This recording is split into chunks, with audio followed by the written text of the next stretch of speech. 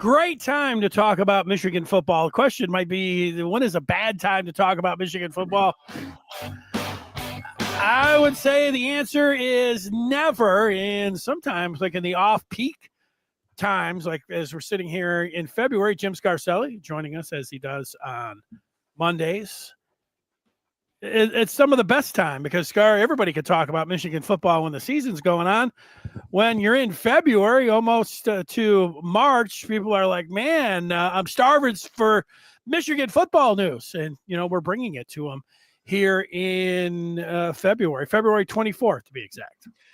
Well, we're gonna see spring ball starting here pretty soon, and I'm looking forward to getting up there to watch practice and then see the spring. He's going to have a spring game. He's going to do something that we can see. These other guys are locking it down. I just saw Shark is locking it down. Sark. Yeah. And a lot of these guys are just shutting it down. They don't want people to see their players, and it's eliminate the phone calls if you play well. But Danny, this is the time when I'm putting myself there as a player. They're counting down, getting closer to spring ball.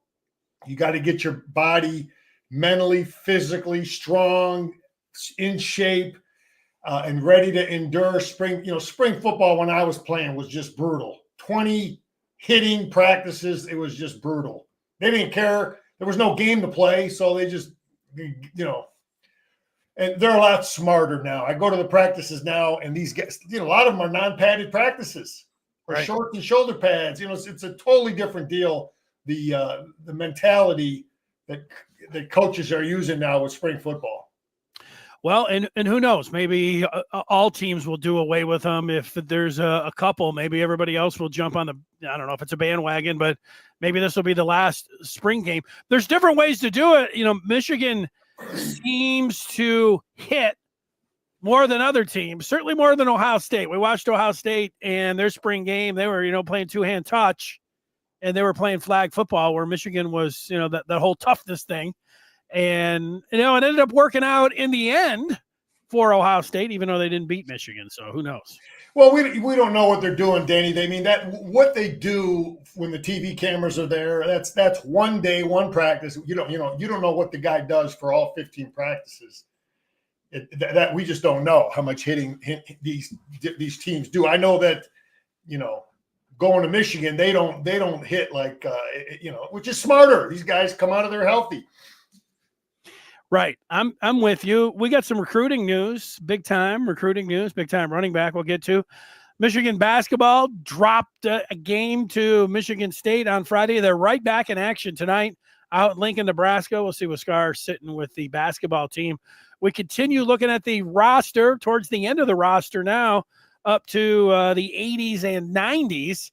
But we'll start out talking about Michigan offensive coordinator and quarterbacks coach Chip Lindsey, who was recently on the MGO Blue podcast. And, there had to be some things that stood out to you listening to the new OC. Scar, where you're at with Chip Lindsey and what he had to say. Just more and more watching what he's done, watching where he's been. We're going to see more quarterback run. I just think because we have three quarterbacks, I think they're going to feel confident in. I think they're going to feel confident in all three of. And then you might have four quarterbacks they feel fairly confident in to put in the game to do something. If Jaden Davis comes along this spring, and Underwood is progressing like we're hearing. But when you have bodies at quarterback, then you can run your quarterback. You can do your predetermined runs, and it just changes everything. He said he's going to have equal reps with the three guys that are there, which is interesting. Keene, Underwood, and Davis are going to get equal reps. That's interesting. At what point do you name a starter? The problem with name, let's just take the worst case scenario, or for Jaden Davis, let's say he names Keene's with the first group, Underwood's with the second group, and then Davis is just getting a few reps here and there. Then those guys end up transferring then. You know what I mean? So you have to be delicate with, if you want all of them to come back in the fall, then these are the things you have to do. So it appears that they want everyone back. But he talked about equal reps and that's good. That Underwood will be with the first team at time. You got to see how guys perform with the first group and how they perform with the second group. And you just can't have one guy with the top receivers going against the second defense. But I just think we're going to see a lot of quarterback run. That's just more than we have. So the orgy package type stuff, Danny, is going to be a part of what we do. Yeah, what makes sense to me is what you're talking about, getting all of these QBs chances with the ones. They'll know if Jaden Davis goes out there and he clearly, he's given his shot, he'll know where he sits in the pecking order. But if it's pretty close, like all of them go out there and they do some nice things, I don't think if you're Sharon Moore, to your point, you don't want to come out there and say, oh, yep, it's going to be Keene, it's going to be Underwood, and that's going to be Davis, where you just come out and say, we're going to keep these guys competing. If it's relatively close, you don't have to say anything. So that kind of keeps them close. The one thing that I don't know about, and I hear what you're saying about, because you feel like they have some depth. I don't know, as Keene and Davis don't really seem like, much of running threats. Like Davis Warren wasn't really either. I mean, he was all right. You don't need to be a Jalen Hurts and Lamar type. You just have to be somewhat athletic enough so the defense has to honor it. Okay. And when they have to honor it, it changes. I mean, was the Notre Dame quarterback a speedster? No, hell no. They ran him 9 times in the first drive of the game. They had like an 18-play drive. He ran the football 9 times in one drive. And the Buckeyes had trouble stopping it. And it doesn't matter if he's you're not going to get Lamar Jackson, but it's still a problem to defend. It opens up the running back run game and all the other stuff, the pass game off of the quarterback keep, even if it's Davis Warren. But Davis Warren this past year was, they probably didn't want to run him much because they didn't have faith in the backups. The more faith you have in the backup, the more you run your quarterback. Yeah, Underwood throws the ball like Lamar Jackson. I don't know if anyone runs the ball like Lamar Jackson, but out of all of those guys, Underwood looks like he could be the best athlete, and it could be the closest thing to a real run pass threat. Although would you make him as if you were describing him to somebody, would you say more he was a just pocket passer, or what would you say? No, they're going to run him, man. He's going to be the total package guy. He was so highly recruited because his ability to do everything. Yeah. Avoid the rush, run the RPO. But Denny, when I think about things, I'm not sure what Sharon and Chip are thinking, but Jaden Davis, I want him to come along and develop so that him and Underwood are really competing. Because that's a great situation for the following year, that we have 2 guys ready to go because Davis Warren will be done, Keene will be done. And it's always good to think that you have 2 good players, in the system that know the system on deck ready to go. So, yeah, I want to see all 3, the 2, you want to see Jaden Davis develop too, as much as we want to see Underwood develop. Yeah, for sure. I'm with you. Every time I saw Jaden Davis, every time I went to watched him in the spring game, or and then the times I was at practice, he's an accurate passer. He looked very, very accurate. Touch, strength. So he's an accurate passer. He wasn't recruited because he's going to outrun guys, and he's not the tallest kid, but he's a good, accurate passer. Yeah, I'm really interested to see what he looks like. Has he changed up his throwing motion? How much has he progressed from his freshman year? When is he going to take? You think like now is the time to take it's a big spring. You'll see big. That's where you see the most development in the player. That first year, and then going through his spring. This will be the second spring for him. But anyway, a lot of quarterback run, equal reps. With the quarterback. So that's what I think. That's what I'm thinking there.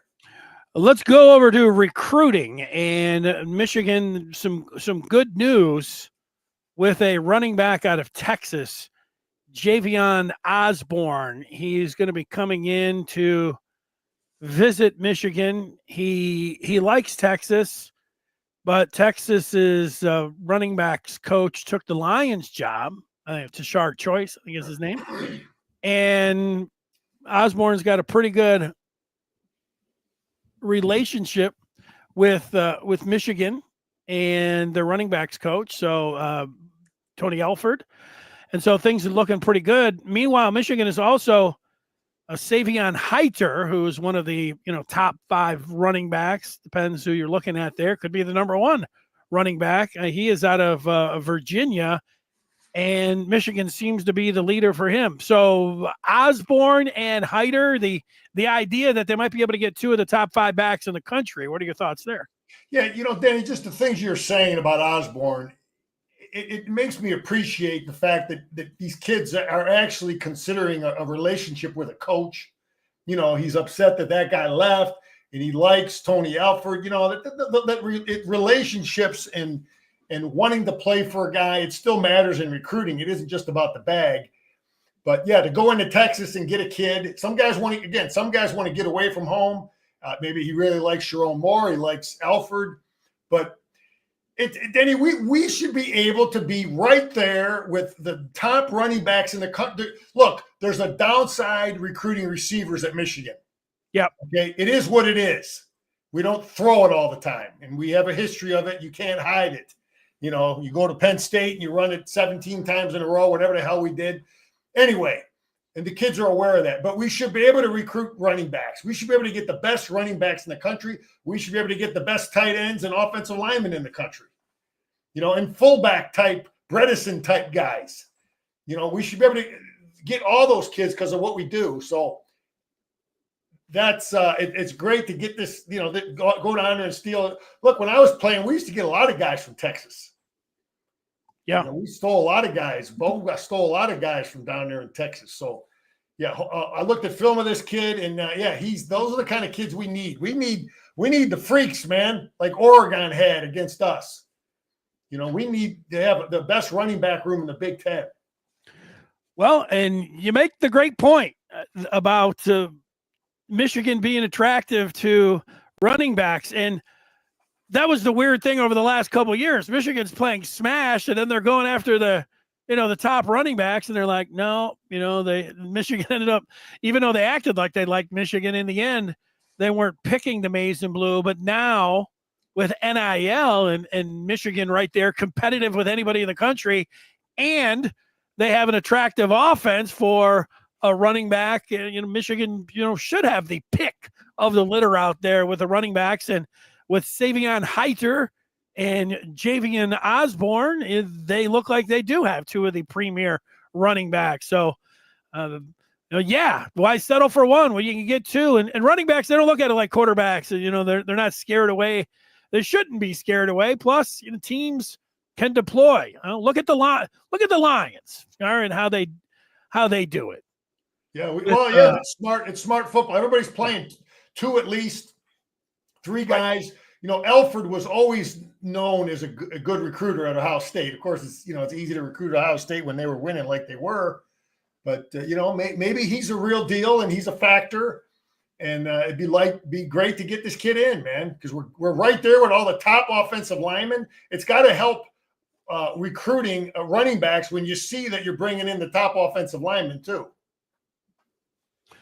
Yeah, I'm with you on that. So that is great news for Michigan. G Money is saying that he's seen a lot of recruiters in Virginia, Richmond, and Virginia Beach. G Money says a little bit earlier he's from that area and he's driving in for the spring game. So I don't know. He sees Michigan. Michael Vick from down there, man. Yeah, well, hey, I forget the name of his town down there in Virginia. I forget, but anyway, yeah, there's athletes down there, and Danny, some other stuff going on. I don't know if I didn't have it on the list there. Dion, this is some interesting Dion's philosophy. He don't leave the crib. He said, this is what he said. He said, I don't need to go to the crib. I'm too old. Talking about going to visit kids at their recruit, going to a parent and have an in-home visit. I remember, Coach is coming to my house and, mom cooking for him. And Deion says, I don't need to go to the crib. I just thought it was an interesting strategy in recruiting. And, he's just like, man, he's just focused. And he talked about, I'm recruiting men in the portal. So his thing is, I'm not really messing with so many of these young guys. Yeah. I heard Patino, I know we're talking football, but Patino basically said the other day, I heard him. He's not even bothered looking at no high school kids. He's right. like, I got to replace these seniors. I'm not messing around in that portal. I got men. I want 20, 21-year-olds. So that's where we are with that. But I think Deion will go after maybe a handful of 5-stars or whatever, but he's maybe looking for 5 guys and talking about. I know. It's interesting. I just, it's like money. It's like relationship hardly matter anymore, man. It's like with some of these guys, but it's about the bag. Then another thing about a coaching, I saw a former Michigan defensive coordinator, DJ Durkin. They're paying him $2.5 million down at Auburn. He's a good defensive coach. I remember when Jim brought him in. He was with Jim at Stanford.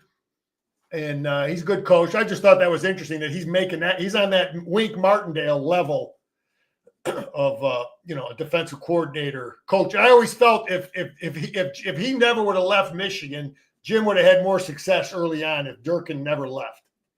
I think you're right about that. Speaking of dropping bags, Wolverine in Ohio has dropped a bag on us. All right, baby.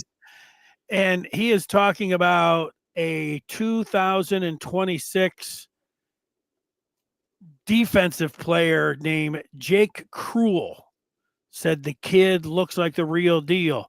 Wolverine in Ohio, we will check him out and see what we can come up with. Cruel and see what Michigan's thinking about him. You mentioned something about on this list, NIL tax.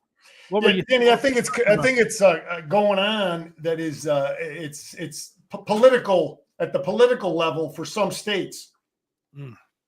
Some states are saying, okay, kid makes $1 million through NIL, we're not going to tax you.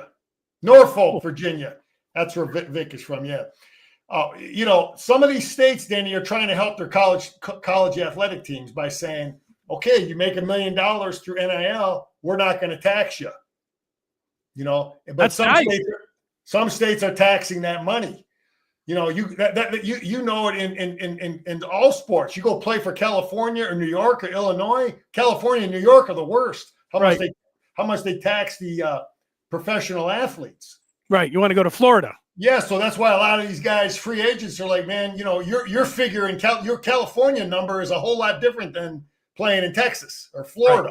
Right. So that's a factor going on now, and it'd be good to see, Lansing help out, our Michigan. It would help Michigan State too, with not taxing those kids. So it's going on, and there are some states are doing it. And some are not. Some are not taxing them. Some are. Maybe Big Gretch will just want to tax Michigan and not tax Michigan State, knowing her background. I don't know. I don't know about Big Gretch will have to do. I don't know what her position. Yeah, we stay out of politics here, but anyway, it is a political question that it can end up helping a college. Denny, something else I saw. That this is one of the things I've actually recommended it with a kid like Dante Moore. You look at the youngest Carr, Tommy Carr. Mm-hmm. What's the one at Notre Dame now? What the hell's his name? CJ. CJ is at Notre Dame. He hasn't played it down in 2 years. So the younger one is going to Miami, Ohio. Okay. He's going to have a good shot to start earlier. Get clock, build a resume, and then maybe eventually be a big money transfer. Mm. So I just think it's interesting that, I think he was I don't know if he was only a 3-star, 4-star kid, but I think in some ways you can make the argument if you have a highly recruited quarterback, CJ Carr has not played, he's not developed at all, and now he's going to be battling for a position. You don't even know if the kid's going to play. You know what I mean? So some of these guys are bringing transfers in. You don't get to – anyway – if I'm putting myself as the high school coach again, if I'm in that position and I have a real good quarterback, you might want to say, go to Miami, Ohio for a year. Start, play a hell of a lot, get some clock, get some game reps, and now you're maybe more marketable. But then again, you probably won't get that big bag to sign out of high school to go to Miami, as opposed to if you go to but I just thought that was of note. I know his old man Jason, and obviously his grandpa, Coach Lloyd Carr. But any thoughts on that? Yeah, if I think that you want to get, you don't have to want, especially if you're a quarterback. If you're highly rated, like CJ was, he was getting some premium money. So it's not like he would have gone to a Mid-American Conference or mid-major. But in Tommy's case, and you can always, the way guys are flipping late, if Tommy goes out there and has a spectacular senior season, who's to say that he can't just that he might get an up transfer even before he goes to Miami of Ohio, which could happen too. It's just something to think about. Again, I'm putting myself in the high school coach's position where, sometimes these quarterbacks don't get a chance to develop. I don't know. There was a comment from some of them guys about the NIL and taxing. Yeah, they're talking a little money. We said we don't get into politics, but that didn't stop. We talked about not that much that the state government will get from taxing students, NIL profits. So yes, it is possible. That they will tax them. Government saying no to money. Yeah, no chance. Aaron says no chance that they won't tax them. It depends on the state, man. Florida, they're not taxing guys, or because there can be pressure because all of these states realize how important successful, Auburn, Alabama, those the citizens in that state know how important it is to have competitive teams there. We do too. We don't want empty Michigan Stadium, empty Michigan State Stadium. That doesn't help the businesses in those areas when there's, people aren't filling up the hotels, filling up the restaurants for games and all that kind of stuff. So there's a lot more decision making going on there than the money grab. Yeah, great point on that. You want a vibrant team, so you want tourism, you want people coming in. You always say that from whenever Ohio State comes into Michigan, you say, hey, thanks for spending all your money here. Drive safe on the way back home. That's what you want for other fans to be coming in there. But that's it, and spending money like that. Great point. Danny, one more other thing about coaches. I saw Wisconsin extended Luke Fickell to 2031. So he's, he hasn't exactly knocked it out of the park yet, but they're seeing what they're seeing they like. Yeah, no doubt. G Money, he is subscribed to the Maize and Blue review on YouTube, and we appreciate that. Those numbers are nice to look at, and we'd like those to keep going up. That's good stuff. Well, basketball had a chance at first place on Friday. They were a 3.5-point favorite. They got beat pretty good by Michigan State. They're right back at it against Nebraska, and they've only got a handful of games now remaining. Nebraska, then they've got 3 at home, Rutgers, Illinois, and Maryland, and then back to Michigan State. Where are you at with Dusty May, who, speaking of getting extension, he got his contract sweetened up a little bit? I like Dusty. Danny, he's done a great job for first year. I like the way he handles players. He has guys look like they really want to play for him. They really have a sense of team there, caring about each other, and that's all from leadership. That's the culture. So I'm all in on Dusty. I like what we're seeing. He's going to be able to recruit good players. A guy's going to want to play for that type of a guy who has that type of demeanor. And he's this past game against Michigan State, though, I questioned, one of the first times I questioned why we were double teaming some of their big men on the low post, Danny, and then getting late to the threes. Now, I think part of that had to do with Michigan State they have not been a great shooting 3-point team, and they shot the best they have all year against us. Right. well, I coached, man, and when a guy makes a 3-pointer off the backboard, it ain't your day, man. It is not your day. But losing Walters, Danny, is hurting our depth against a team like Michigan State. Wants to run. They want to wear you down. You have to have depth to play Michigan State. But I think Walters, I don't know what the hell's going on with him, but it would been nice to have him in the game. We did not shoot the ball well, but Michigan State does a good job defending. They defended us better all year than anybody, I think, especially in the second half. Yeah, I think you're right talking about the threes. That was it. I spent most of that game watching thinking that Michigan was the better team. Michigan State wasn't shooting well, and Michigan was doing their thing with their big men, and they looked like that they were better than Michigan State overall. But then those threes, Holloman, who's not a great three-point shooter, he buried 3 in a row, and then you're talking about one late that went off the backboard that then you knew it was pretty much over there. I'm with you on that.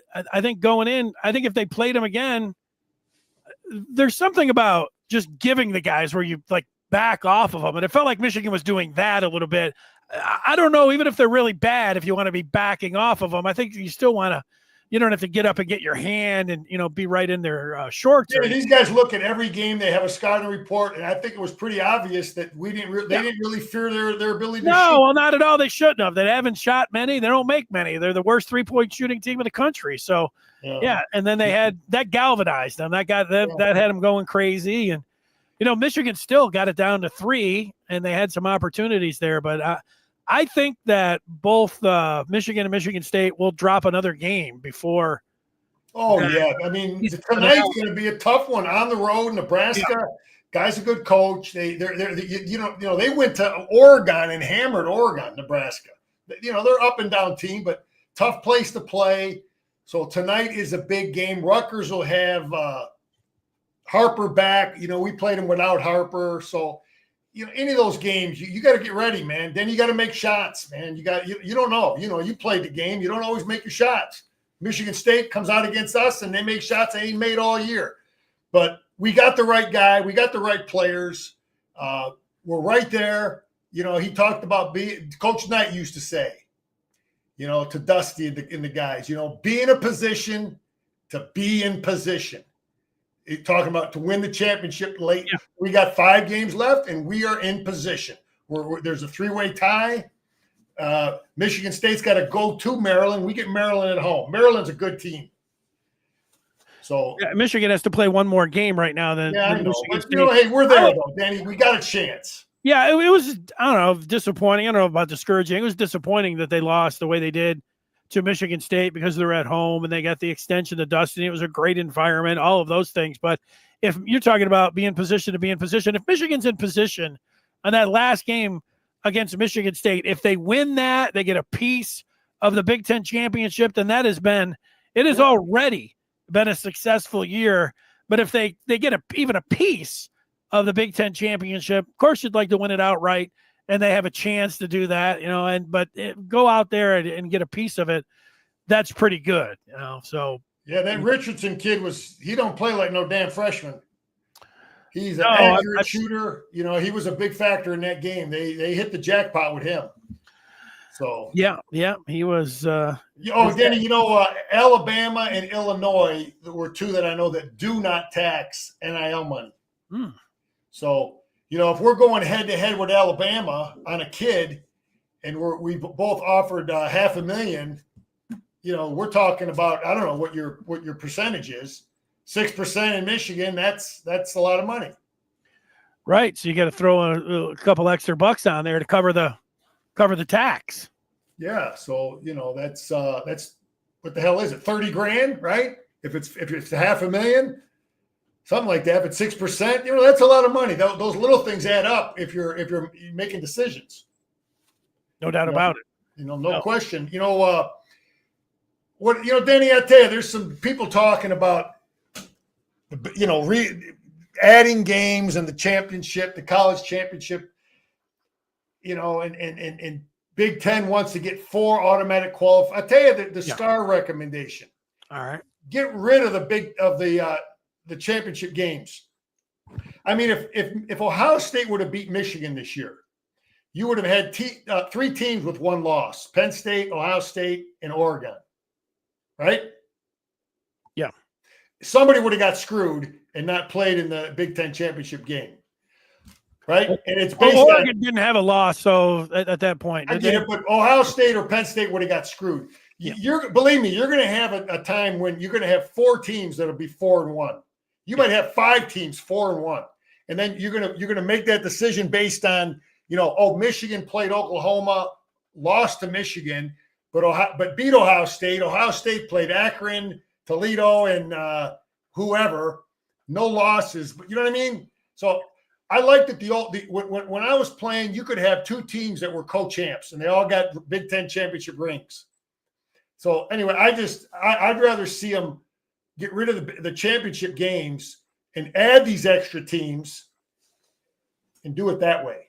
Is my thinking. Then they all get in the playoff. They all can say they were Big Ten champs, because it's totally unfair to say that, if Ohio State would have beat Michigan, you would have had to make a decision between Ohio State and Penn State as to who plays Oregon. And how the hell do you make that decision? Yeah, it's disappointing that they're already going to go to 14 or 16 games after this next year. Only 2 years under this is. That's what I mean. And then it's pretty sad. But they did mention that there's going to be a reimagined conference championship game. So what you're talking about, they are at least looking at that, and the reimagining part might be getting right into the playoffs instead of having a Big Ten championship game or a conference championship games. So. We'll see on that. Okay, before we look at these players, I do want to remind everyone, we're talking about Osborne. Great tidbits from Josh Henschke on Javian Osborne on the Maize and Blue Review over the weekend. Heiter, I mentioned him. Cruel, who was somebody that was put down here by Wolverine in Ohio. That's the kind of guy you can go in there and ask the recruiting experts, and you get that answer and where Michigan sits. You do that by joining the Maize and Blue Review. You can get instant access right now by going to michigan.rivals.com. Yeah, I was reading this morning, Denny.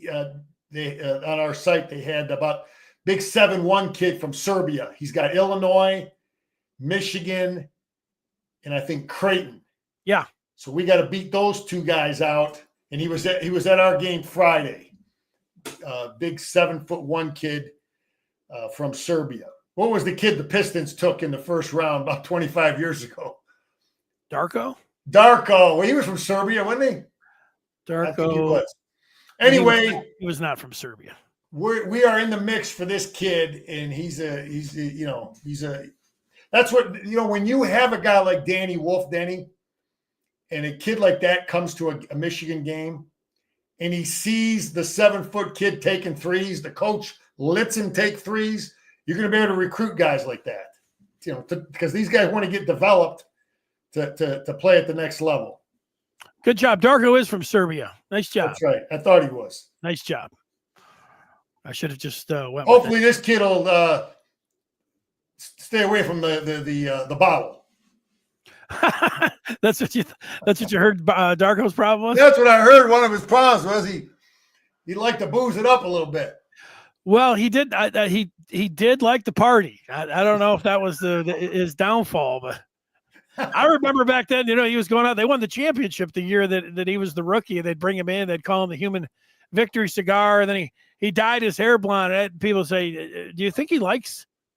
Michigan?" And the guys, the word was, "Oh yeah, he loves it. I mean, he's out at the club every night. He loves it. He liked it a little too much. He's got $1 million in his pocket. He was in a war-torn Yugoslavia. Yeah, he's enjoying himself.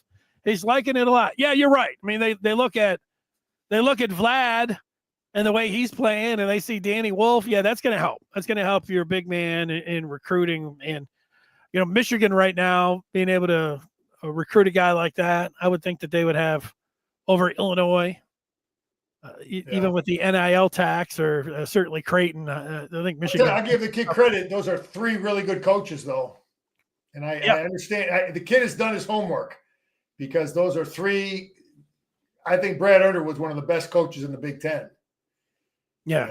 McDermott's pretty good out there. Great. Yeah, he's good too, man. We talked about, I think we hit these guys already, Danny.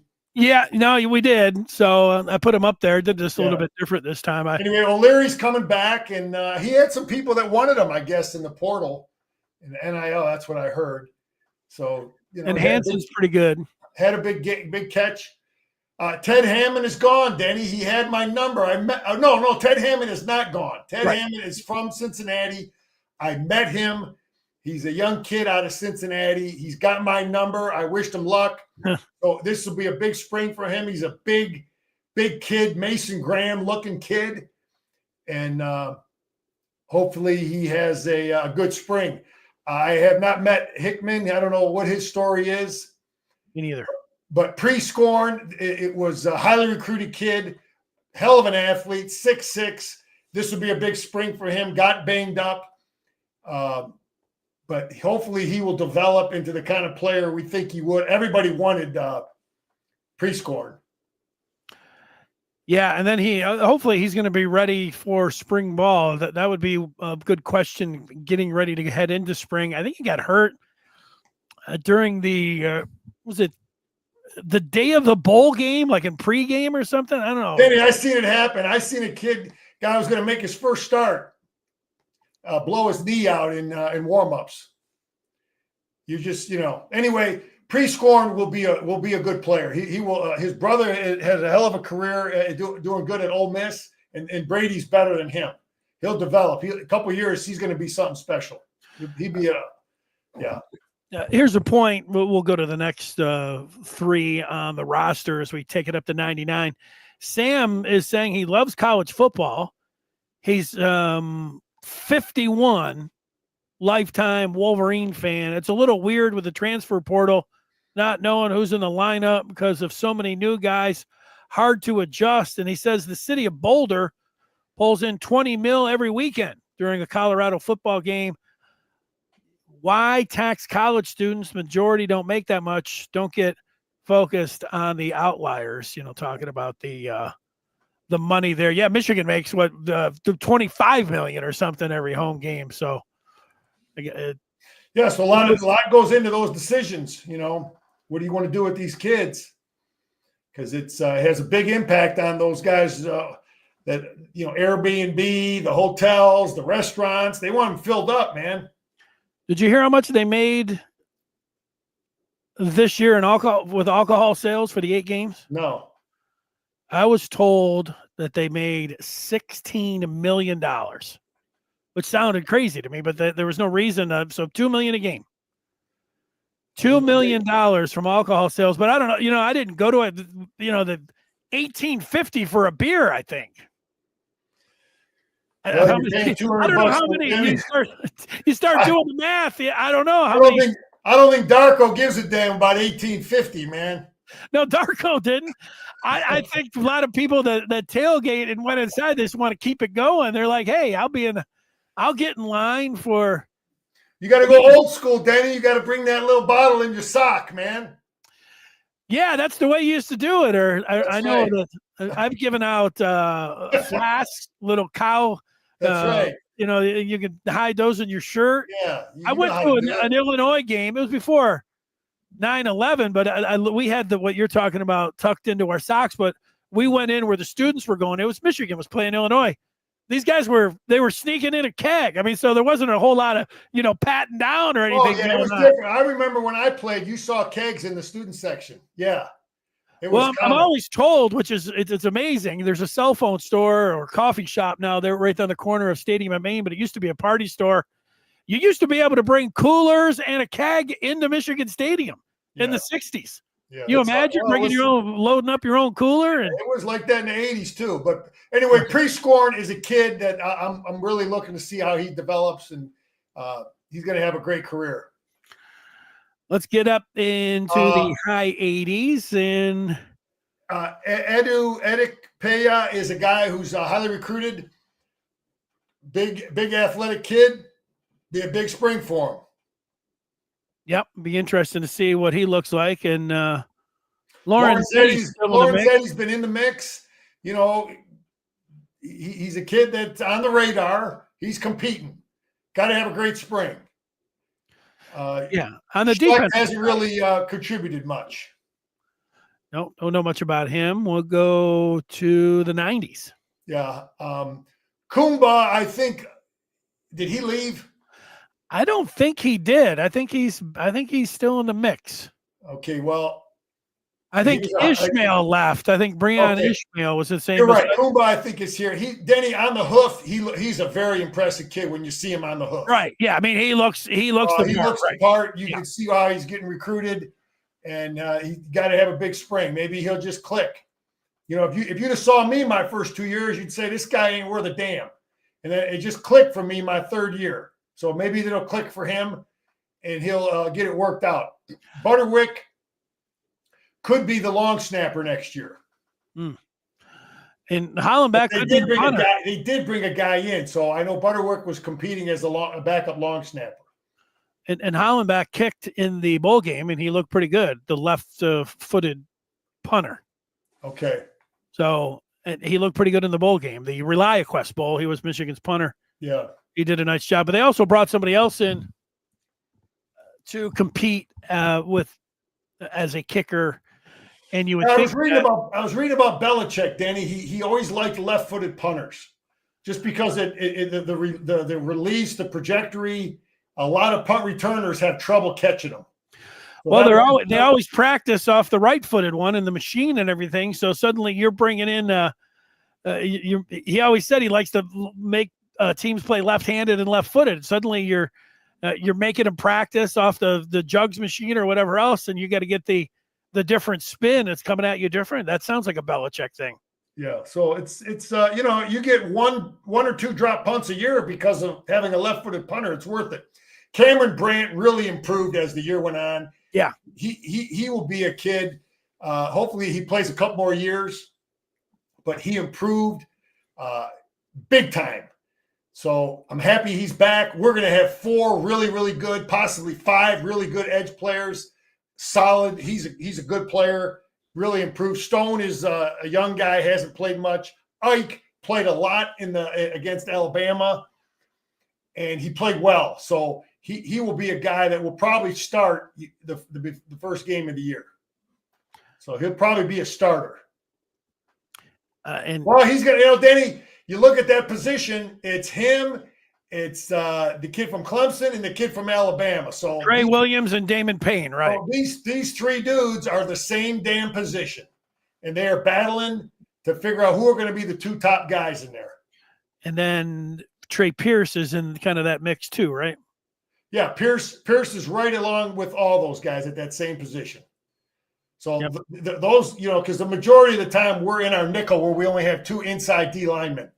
So those are your 4 guys that are really going to be battling to replace Grant and Graham.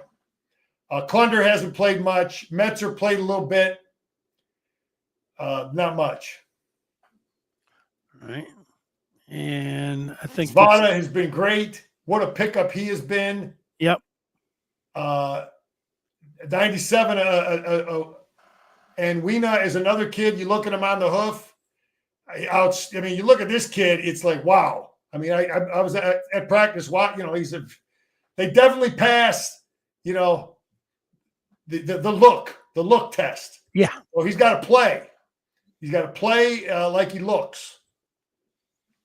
And then Samaha showed some promise, but he saw the writing on the wall with Zavada, and he's out. Yeah, that's right. He left. But that's where we are. Big important spring for guys like Anwuna. What's he going to do? But you look at these guys, you can see why they were highly recruited. But you got to play, man. That's it. I mean, you can. You get a guy coming from France, but you've got the physical traits. You don't know. Football. It's great to have the measurements and everything else, but football, you have to have a nasty streak, don't you? See, you have to be the toughness and a nasty. I don't know. Maybe you have to have both of those. And maybe if you're not a kicker or something, you don't have to. Although it doesn't hurt to have a nasty streak as a kicker. A lot of those guys do, but especially you're going to play defense or line, you got to be nasty, Scar, don't you? Mean. Danny, you're not going to get there. I mean, yeah, of course those guys are mean, tough, and nasty. The fact that they have a scholarship at Michigan, it's a question of being able to make the plays too, take on blocks. Can he? Yeah, of course you're not. They've already established they're tough enough. The fact that they're there, they're not going to offer them scholarships if they're not tough enough. But it's just a question. I mean, you look at Mason Graham, you look at him on the hoof. When he goes to the combine, he's not going to win any of those damn tests at the combine, Mason Graham. I don't know what kind of 40 he's going to run, how high he's going to jump, but he's going to kick your ass on the goal line. Yeah, I've been reading some, it's that time of year where you start seeing all these draft experts. I've read one or two of them, what they had to say about Mason Graham. All of them say, just turn on the tape. He's unblockable. I mean, they don't care what he's going to do. They just turn on the tape, and everyone so far that I've watched have been like, the guy, you just can't block him. You just got to turn on the tape and watch him. We got another bag being dropped on the pod, and it's from Michigan Go Blue 1234, who's dropping a bag. He says if the defense plays at elite level, like at the end of last year, we can win 10 games, even with subpar receiver play. Will 10-2 be enough for the playoff? Yeah, it should be. And I want to win a Big Ten championship, though, Go Blue. I want to win a championship. And our defense has been the same damn thing, in my opinion, the last 4 years. But we're going to have much better offensive play. I think our quarterback play is going to be better. And we're just going to be a better offense. We're going to control the ball more. We're going to keep our defense off the field. We're going to have less turnovers. And I think our defense should be right. There's no reason. I mean, our defense, you got the edge guys back. The big thing though is Mason Graham was a dominant player. Those inside guys were really, really good. I think our inside backers will be every bit as good, if not better. I think our secondary will be every bit as good, if not better. It's how good do those inside guys develop and with the guys we brought in, and then Ike and these other guys. That's the big thing with me defensively. Yeah, and the bowl game was encouraging from how those guys, I mean, everybody that was playing in the bowl game, with maybe the exception of Amir Hall at corner, everybody's coming back. I think that when it comes to the quarterback play and the receivers, after what happened last year and where Michigan is positioned, if they really feel like, I don't know if they can go out and get a quarterback that would be in the mix if they didn't feel like any of the three that they had were. And we ain't getting no quarterback. I wouldn't think so. But the receiver, I think that they could if they went through. They got a lot of guys. They just haven't been. They're not proven here. Yeah, no, listen. The receiver position is that's big. We got to be special there. I mean, we saw Oregon come in with all these great freak receivers. We saw Ohio State.